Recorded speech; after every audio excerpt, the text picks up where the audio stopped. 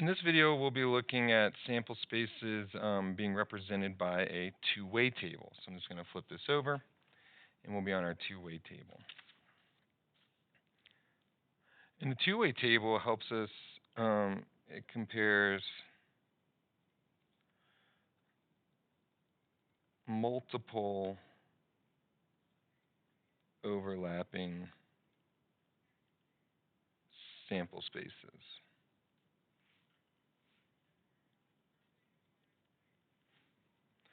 And it's a two-way table because I can go down and I can go across to kind of visualize my data. So 80 students each study a science. So that's my total amount of students. So my total amount of students will be my total. So it's going to be all the way over here. So now the table shows some information about these students, and we're going to complete the table. So first thing we put in is we put in our total. And then we can use that to fill in, to kind of backfill our blanks. So if I want to backfill, if I know my total number of students is 80 and my number of female students is 47, then I just need to subtract to find my total number of male students.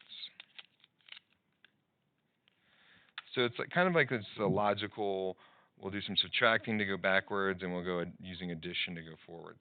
So I'll do 80 minus 47, and I get there's 33 male students. So now I'm looking to see where boxes I can fill in. I can't fill in my chemistry and my biology for my males because I just don't have enough information yet. What I can do, though, is I can fill in my physics because I have these two boxes will help me find this last box up here.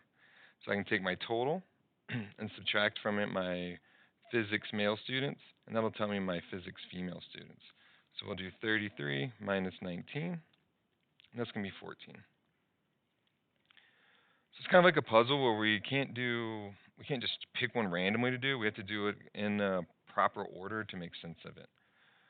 So now let's see, what else can I fill in? Well, I have just one empty box in this row, so I can use these three numbers to help me fill in the chemistry female. So there's a total of 47. I need a backfill, so I'm going to use subtraction to help me do that. So I'll do 47 minus 14 minus 18, and that will give me 15. So I'm just using subtraction to backfill, and then we'll use addition if we need to move to front fill, I guess you could say. So now I have a total of 21 students that are in chemistry, and 15 of them are female, so that gives me 6 that are male. And now I can use this information to help me find out how many male biology students there are.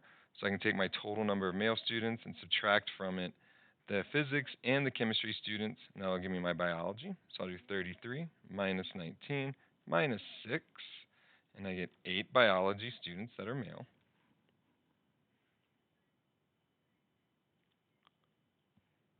And then now we can figure out our total biology students by adding our female and our male students together.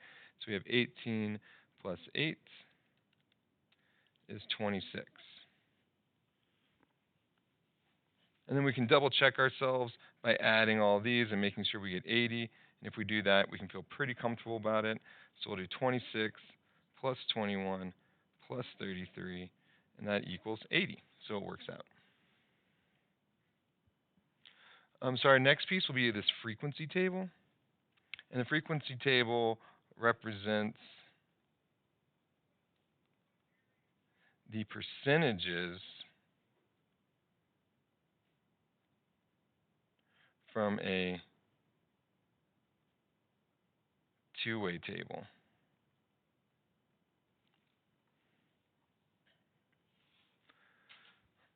So to find a frequency table, all I'm going to do is take my individual piece from each box. So like I'll take my female biology students and I'll divide that by my total number of students, and that will give me a decimal, which we can turn into a percent. So I'm just going to take, so the way this will look is I'll do 18. That's my female biology students, and I'll divide that by 80, my total. We'll go 18 divided by 80. And that's going to be move my decimal over twice, and I have 22.5%.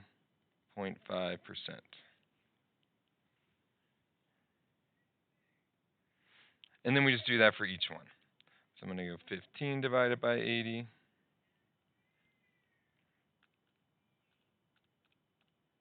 And I get 0.8175, 0.1875, and that is 18.75%. And we're just going to do this for each one. Each box will get its own percentage. So we'll just start cruising now. So we go 14 over 80,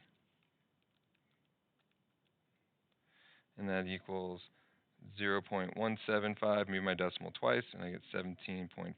Then I can find the frequency of female students. So I can do 47 divided by 80. 47 divided by 80, just grabbing the 47 from my two-way table and dividing it by my total. And we get that is equal to 0.5875, which is 58.75%, and so on and so forth. So now we'll just go ahead and set up all our fractions.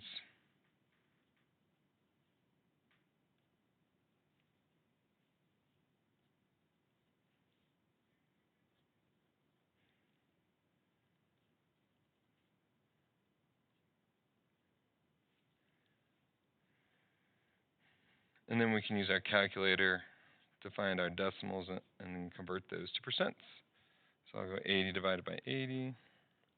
So it's going to be 10%, 7.5%,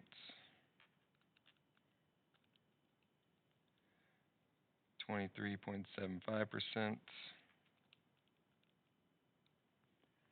41.25%. I'm just dividing and moving my decimal each time. 32.5%. 26.25%. 41.25%. And then 80 divided by 80 would be 100%. So all we did is we took our sample, and then we divided it by our total, and we got our percent. So thank you very much for watching this video. I hope you have a great rest of your day.